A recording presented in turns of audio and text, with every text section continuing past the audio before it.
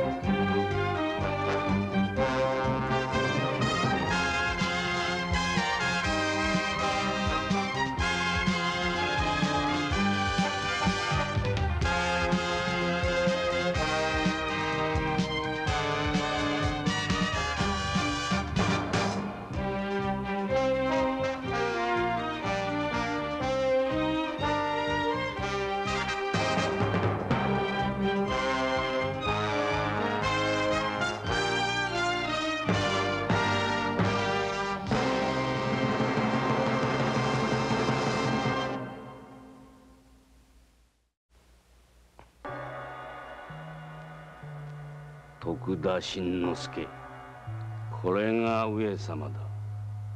徳田新之助と名乗って市中を回っておられる。何としても上様のお命を頂戴せねばならん。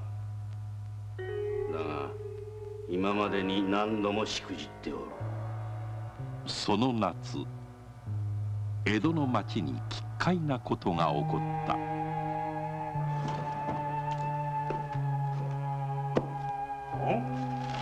なんだこれは。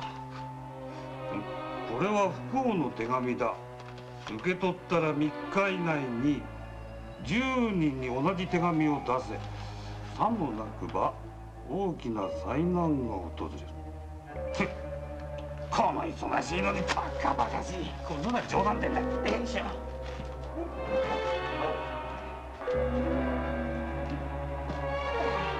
おう、あと頼むぜ。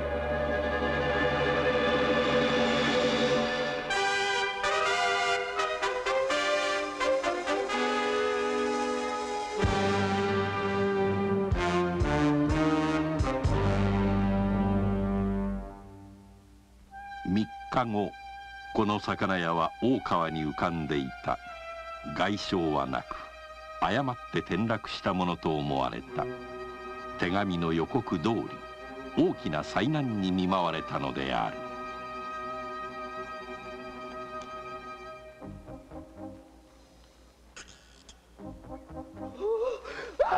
旦那様、旦那様、大変です。旦那様、旦那様。なんだ。これは不幸の手紙です。受け取ってから3日以内に。人気でもない。焼き捨てなさい。ですが旦那様、誰かのいたずらだ。こんなものを真に受けて後悔してやる。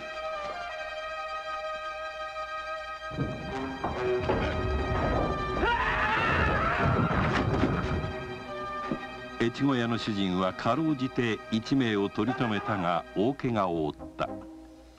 落ちるはずのない看板が落ちてきたのである。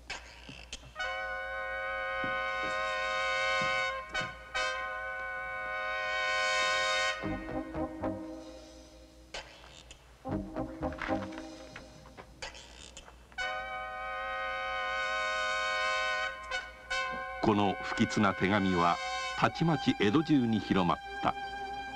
人々はたたりを恐れ、深夜密かに手紙を家々の戸口へ投げ込んでいった。近頃不幸の手紙と称するもの流行し、世情に不安を与えそうらえども、かかる行為は厳重に禁止いたし候。違反せる者は発見次第罪下に問うものなり。奉行所といたしましては直ちに禁令を発したのでございますが、残念ながらその効果は上がっておりません。町人にとってはお上のお触れよりもたたりの恐怖の方が強かろう。無理もないことじゃ。夜間の見回りなどを強め、すでに多くの者を抑えたのですが、いずれも手紙を受け取ったのでやむなくその指示に従ったと。そうじゃろうな。一人が10人になり、10人が100人、100人が瞬く間に1000人になる。その最初の一人を見つけ出すのは不可能と言ってもよい。その通りでございます。だがこのまま放っておくわけにはいかん。不安と恐怖をまき散らす卑劣な手紙、それが何の意図によるものにせよ必ず根源から断ち切らねばならん。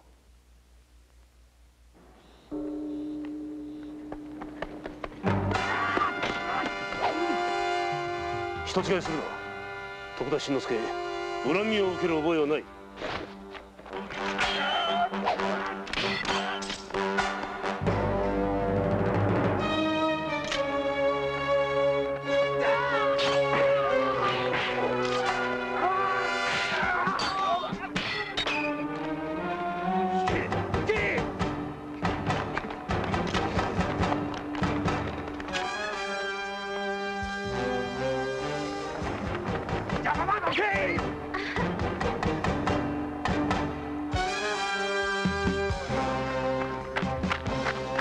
大丈夫か。こんな巻き添えにしてしまった。家はどこだ。この近くの茶店に。茶店？そこに住んでるのか。はい。よし、ではそこまで送っていこう。さあ。いたのか。しばらくの辛抱だ。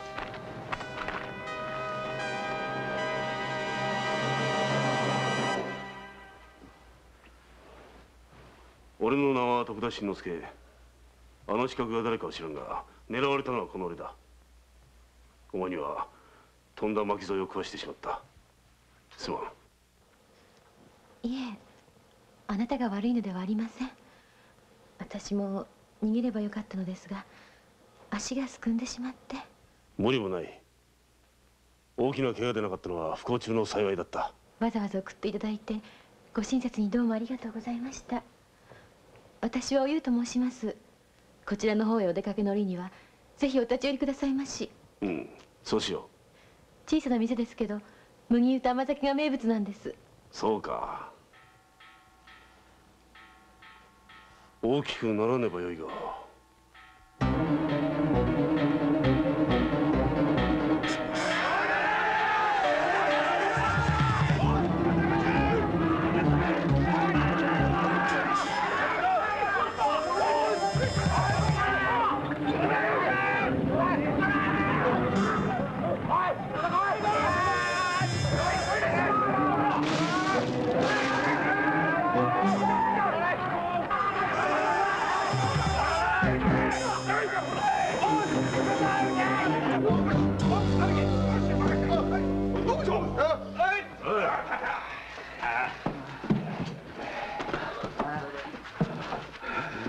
お前たちよくやってくれた。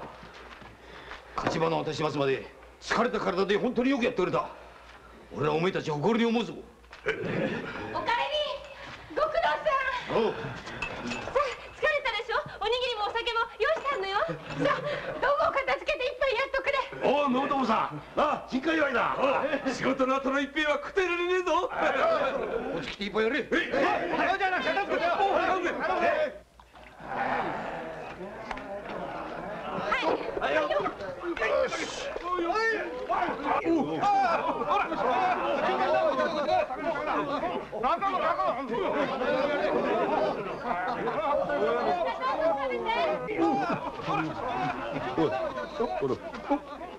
なんだ。これは不幸の手紙だ。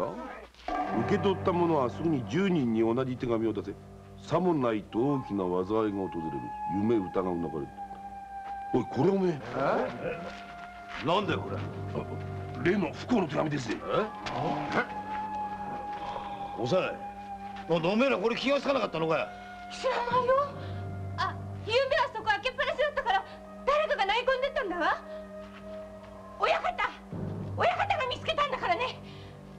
私たちには関わりないよ。なんだバカな。俺はただ拾っただけだぜ。手紙はめぐみに来たんだ。災いはもうめぐみ全部で。おいおいおい、何そんな気の良いこと言ってんだよ。なんでもねえこんなものは。肩には来たって知らないよ私は。バカ、何言ってんだよ。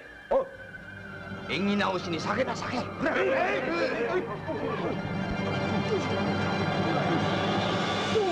す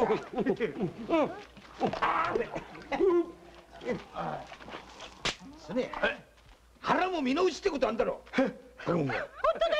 普段食べさせてないみたいじゃないか。何しろゆうべは働き年ですからね。なにこれくらいの酒に酔っ払う常さんじゃありませんや。おくすってえなおい。なんだ。カーラバン屋のちょっとあってんで、この火事のこと書こうと思いやしてね。カーラバン屋はいいけどさ、なんでお前さんがうちのおにぎり食べなきゃなんないんだよ。そう稼ぐと言わねえで、これぐらいやらないと近頃のカーラバン屋染まんないんですよね。ちょっとっつったかな。もう何本食っても構わねえがよ。その代わりにめぐみのことは派手に書いてくれよ。任しといてくださいや。そうと決まったらもう一つね。調子乗るんじゃねえよ。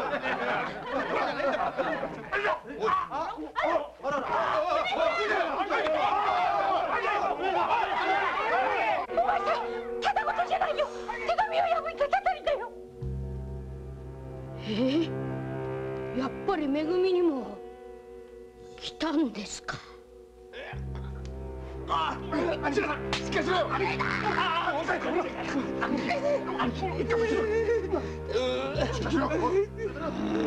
どうやらこれはたたりだな。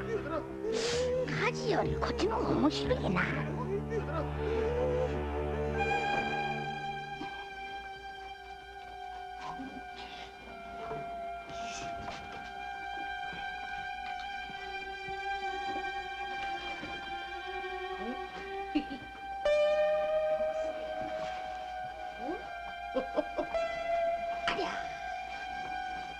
何してんだい。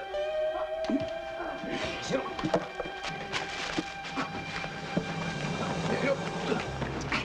情けねえやつらだな。おめえらそれでもめぐみのものか。だって頭火事や喧嘩ならへっちゃらだけどたたりだけはそんなもの飯に決まってんじゃねえかい。痛いて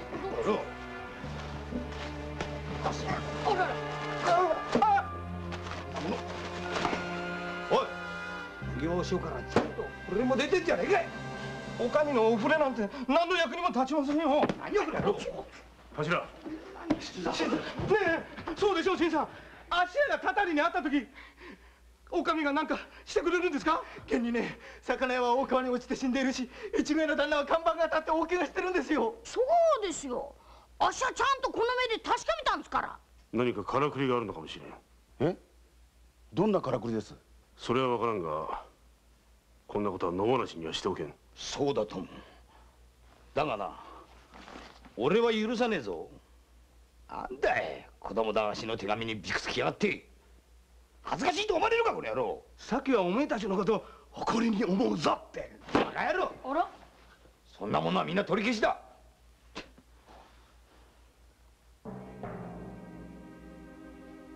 待ってよ、常の野郎大丈夫かな。まさか。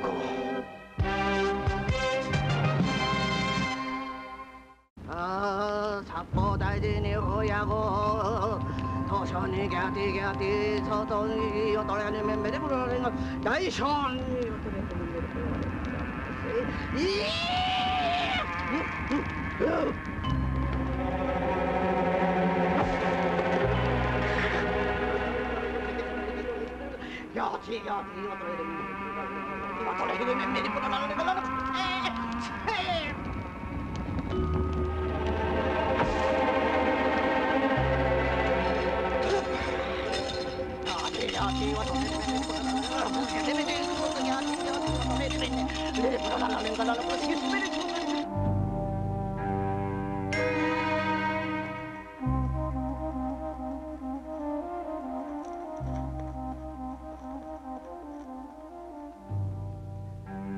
看板は太い針金で留めてありますが、誰かが細工すれば落とせたはずです。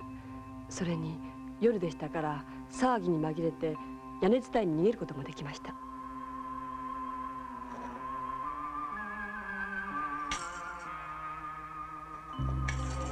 ありがとうございました。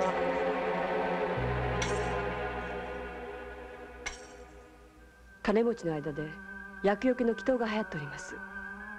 金持ちだけか。名のある大店ではさすがに奉行所の禁止令に背くとためらうのでしょう。ですから祈祷に頼ることになります。でも祈祷料が10両から50両と高いので、とても貧乏人には呼べません。祈祷師は大勢いるんですが、あの女が一番人気があるそうです。効き目はあるのか？さあ、人々はそう信じておりますが。今度の騒ぎのおかげで利益を得ている者が初めて浮かんだことになる。念のためにあの女の身元を調べてくれ。かしこまりました。おゆうさん。はい。ありがとう存じます。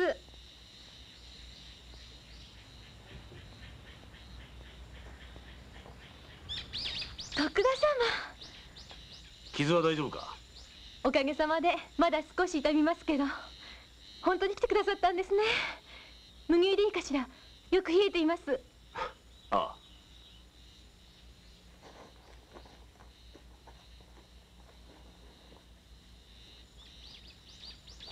どうぞ。うん。うまい。おゆさん、どうした？顔色悪いが気にかかることでもあるのか？すいません、つい。何か心配事があるのか？これなんです。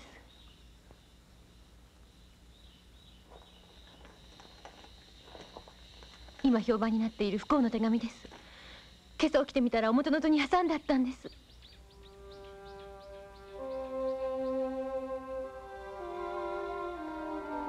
どうしたらいいんでしょう。やはりそこに書いてあるように10人の人にこっそり同じ手紙を。いや、それはいかん。でもなんだか気味が悪くって。その気持ちはわかる。だが人間の恐怖心につけ込むこんな手紙は一番卑怯なことだ。どこかで断ち切らねばならん。誰かが勇気を出すんだ。その勇気を私に出せとおっしゃるんですか？女のあんたにそれを求めるのはむごいことかもしれん。いえ、女でも時には男より勇気の出ることがあります。徳田様、あなたがその勇気を私に与えてくださいますか？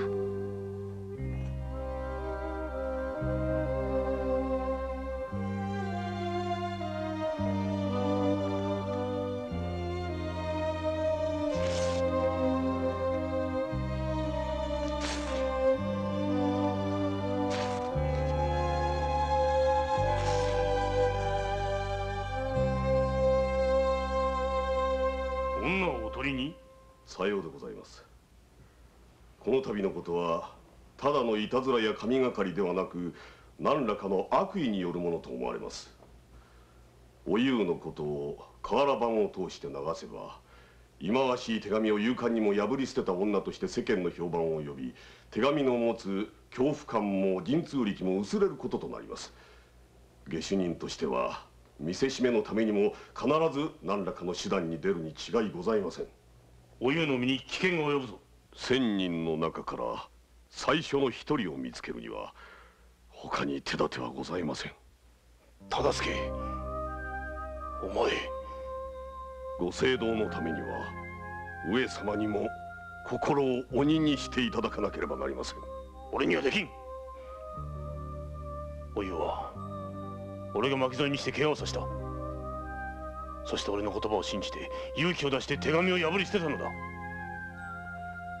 忠相、その上なおおとりとして危険にさらせというのか？情は必要でございます。ですが情に溺れることは許されません。無論おゆうの身辺警護については奉行所の威信にかけても。上様、やむを得ん。おゆうのことは俺の責任だ。自分の手で守ってやりたい。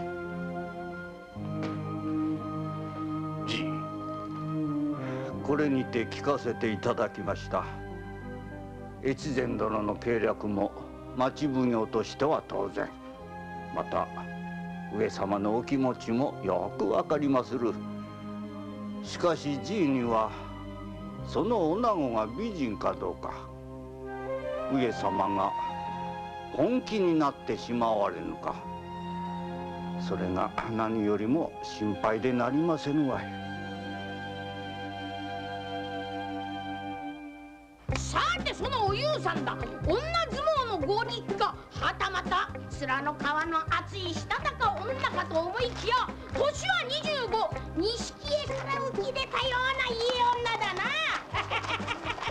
そこらにいる育児のねえ男たちに爪の赤でも煎じて飲ましてやりてえぐらいなもんなんだい。よ兄ちゃん、もう治ったのかい？体大きくてもね、肝っ玉が小さかったら何にもなんねえんだよ。本当にだらしがねえんだから。ちゃんとこの瓦版に書いてあるわな。おい、握り飯食ったくせになんてこと言わんで。それだけにあったこの野郎。握り飯ぐらいで買収されねえのがこのチョンタ様のいいところだよ。そんなこと言ってるとめぐみが割られちゃうぜ。さていよいよ問題はこれからだ。そのおゆうさんが勝つか、はたまたたたりが勝つか、いよいよ恐怖の魔の手は美しい生贄に迫ってくるのだ。なん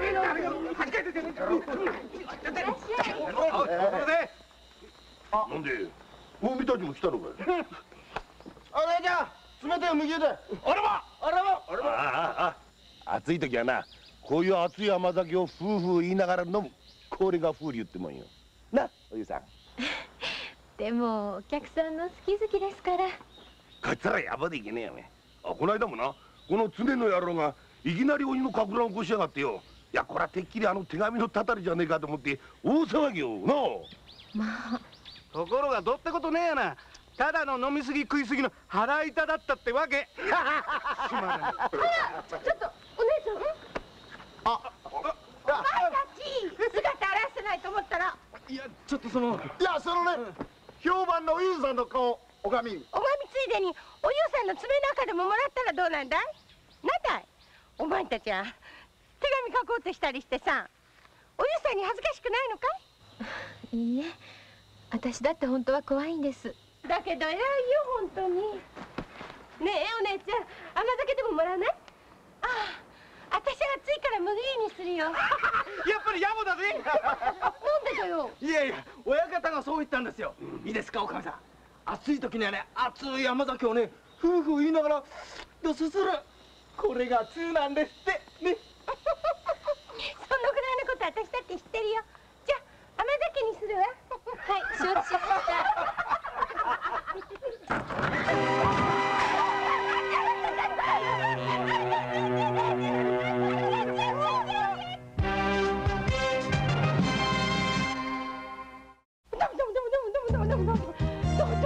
どうぞめぐみをお助けくださいませ。今度こそはたたりに間違いありません。お姉ちゃん、あのお車はね、たまたま何かの拍子でひっくり返っただけなのよ。何を言ってんだおばちゃんったら。おばちゃんはね、自分だけかからなかったと思ってね、私はね、もう少しでこの玉の肌に大やけどをするところだったんだよ。これはね、たたりに違いないよ。どうぞおかみさん、たとえそうだとしても割られたのはおゆうさんだ。俺たちはただのとばっちりだぜ。はい、お待ちですよ。どうしてそんなことが言えるんだよ。お前たちみたいなね、町当たりがいるからね、めぐみは呪われるんじゃないか。ああ、飲む。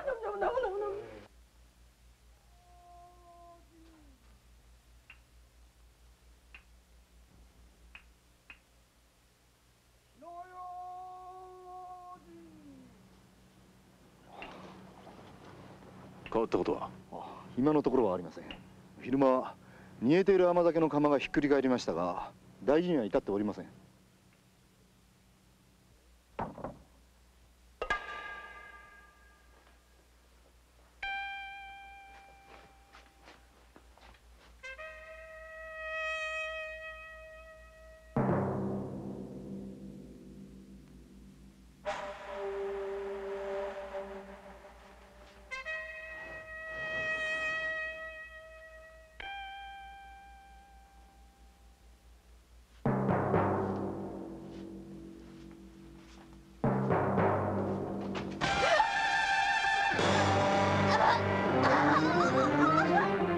これがいく。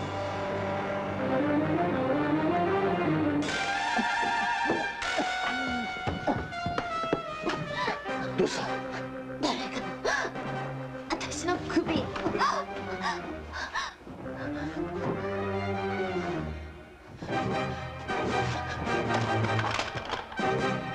おい！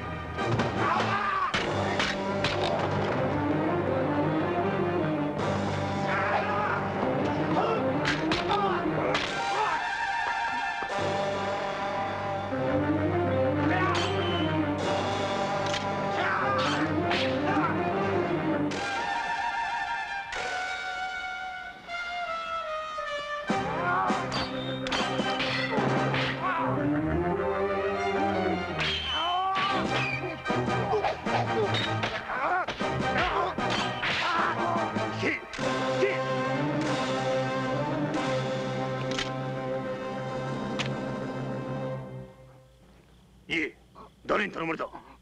手紙の目的は何だ？世間を探すためか、それとも金か？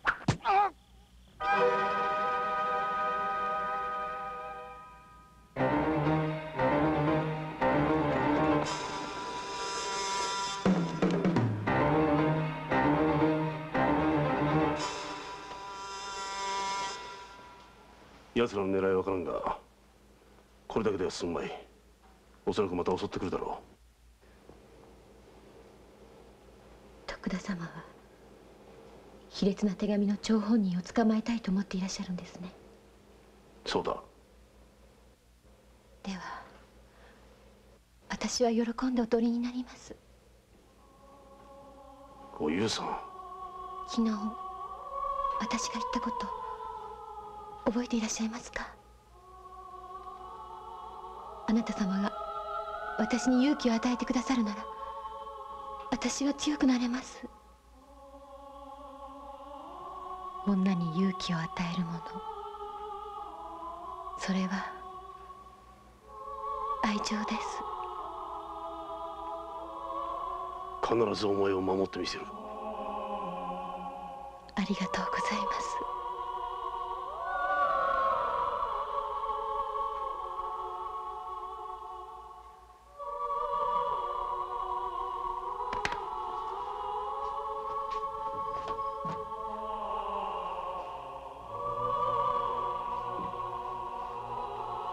どうしたのだ？徳田様はご身分のあるお方なんでしょう。貧乏旗本の冷や飯食いと言ったはずだ。なぜそんなことを聞く？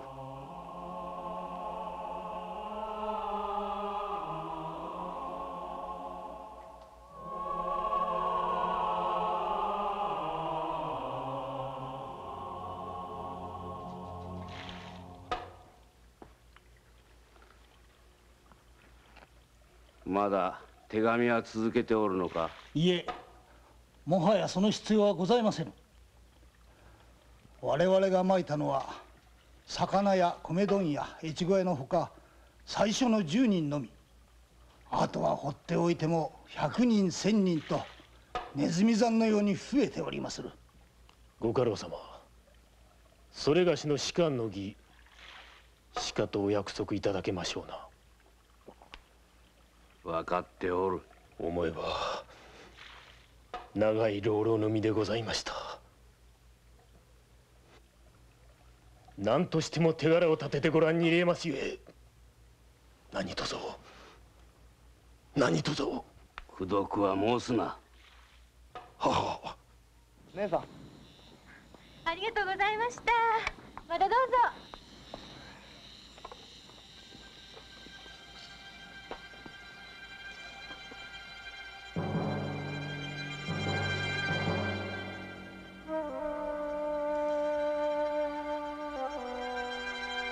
徳田さんがお前を待っている。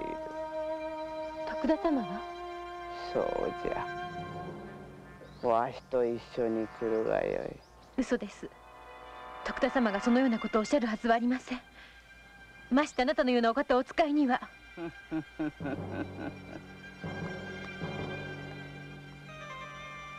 利口な娘じゃ。だが後悔しても知らぬぞ。やっぱり一味だったのね。誰と会うか突き止めるんだよ。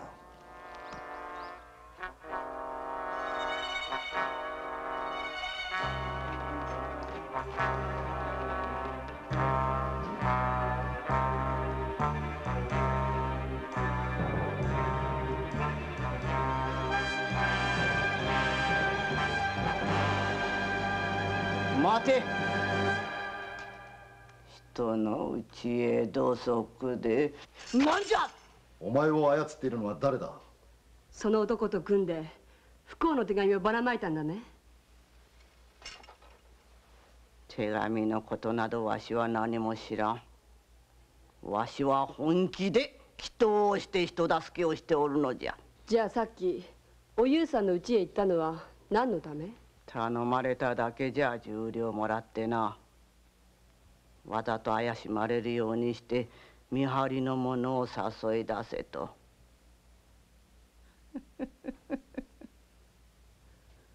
その通りになった。お前は頼んだの？初めて会った男じゃ。浪人風の侍でな。だがあの男人を殺したことがある。わしにはそれがわかるのじゃ。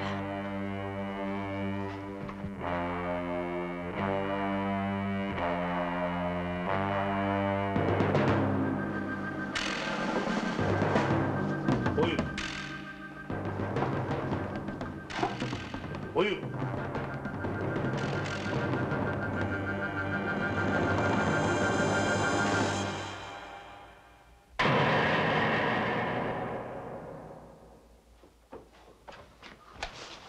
おゆが敵の手に落ちた。申し訳ございません。私たちがうかつでございました。近くを当たってくれ。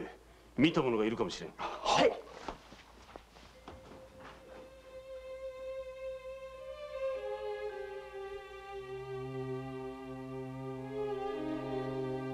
徳田様、あなたがその勇気を私に与えてくださいますか？私は喜んでお取りになります。女に勇気を与えるもの、それは愛情です。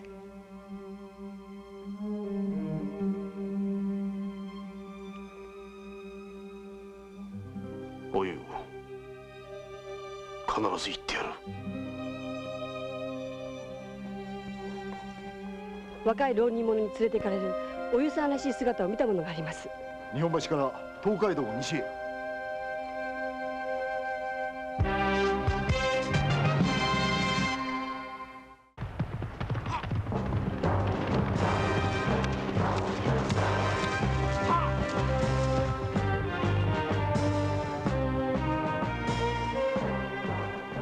若い女を見なかったか？町娘だが。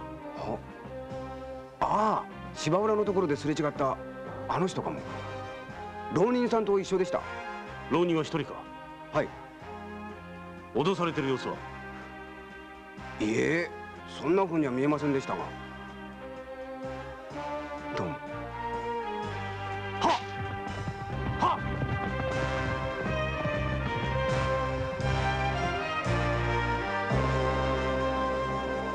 あの方を切るんですか？士官のためだ。人に誇る腕を持ちながら巷にうずもれているのはもう真っ平だ。おゆう、お前にも散々苦労をかけたが今度こそ晴れて見事になれる。それもれきとした大藩の家臣としてだ。私の苦労なんて何でもないんです。あなたの夢を叶え、あなたを世に出すためならどんなことでも、そう思って今日まで来ました。だけどどうした？辛いんです。あんないい方を騙したことが人間として許されないような気がして。今さらくよきをしたってしょうがあるまい。お前らしくもないぞ。まさかお前あの男に惚れたんではあるまいな。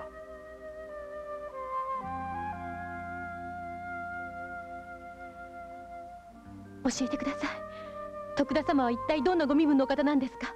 それは知らぬ方がいい。さあ行こう。待って、彌十郎様、このまま二人で江戸を離れてください。仕官なんかしなくても私が働いてあなたとの暮らしだけは何としても。断る。お前に養われて細々と生きるにしちゃ俺という男は望み大きすぎる。くよくよいたすな。お前はもうすぐ尾張藩ご指南役の奥方様だ。さあ急ごう。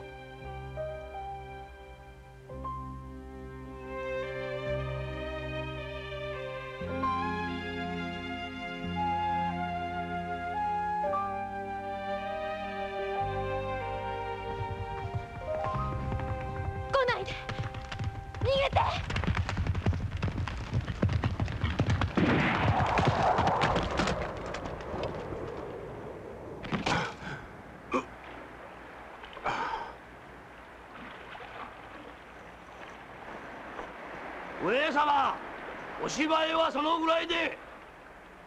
手前は尾張藩江戸家老戸田備前守直次でござる。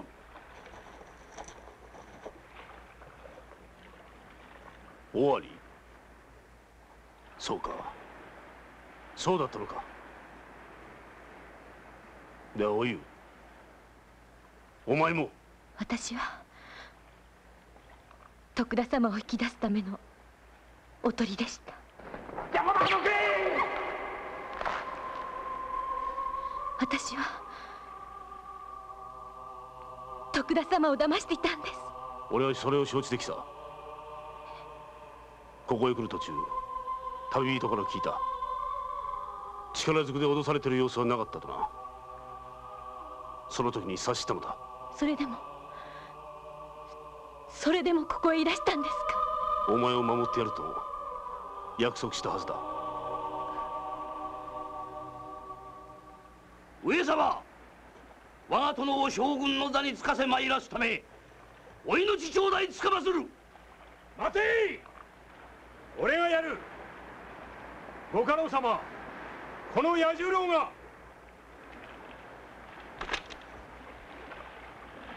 やめて！どけ！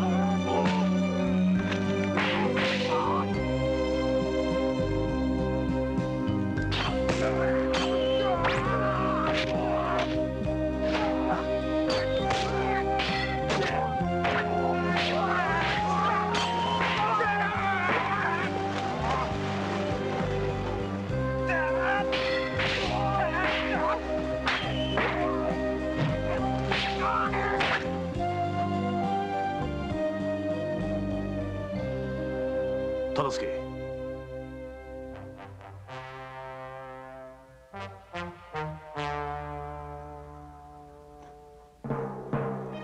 野望達成のために世情不安に陥れ、己の手足のごとくに使った者を平然と殺す。許せん。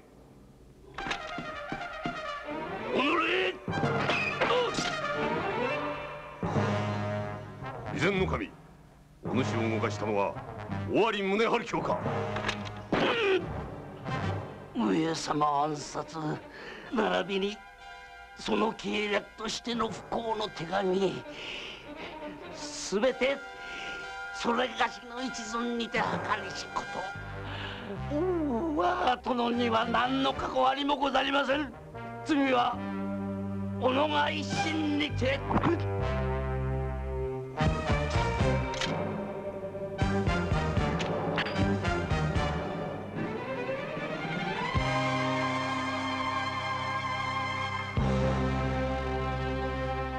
おゆ、おゆ。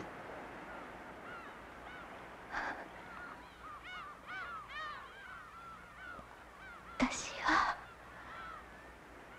悪い女でした。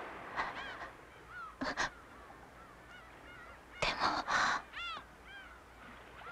あなたへの気持ちだけは偽りではありませんでした。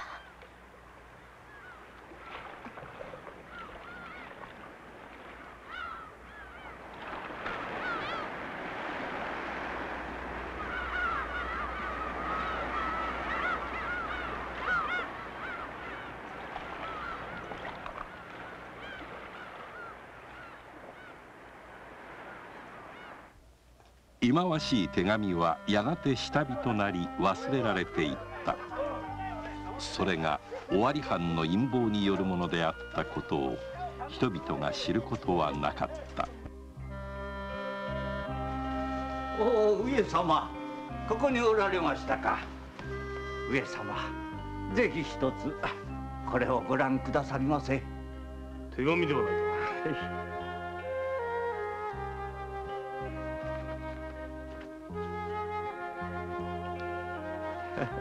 紀州におる前に男の子が生まれました。その知らせが今朝。そうか。では早速俺からも祝ってやらねばな。ありがとうございまする。いや、別に祝い物を催促に参ったのではござりませぬ。つまりいや、頂戴できればなお結構ですが。分かっておる。じいの言いたいことは、手紙は人々に喜びの便りを運んでくれると。さよう。これぞまさに幸せの手紙でござりまする。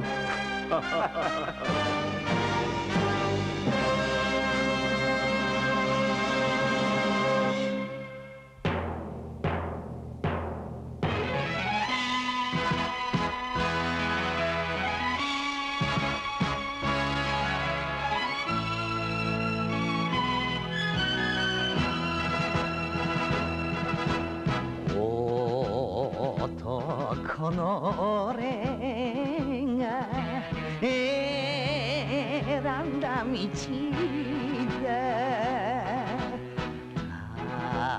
たとえ茨の道だとて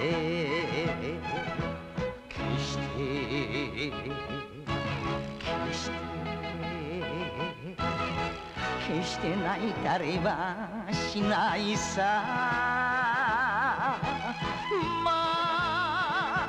負けてたまるか。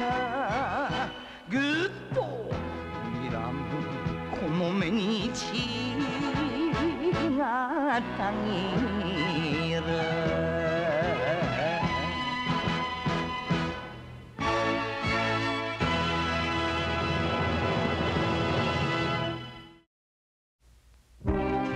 暴れん坊将軍。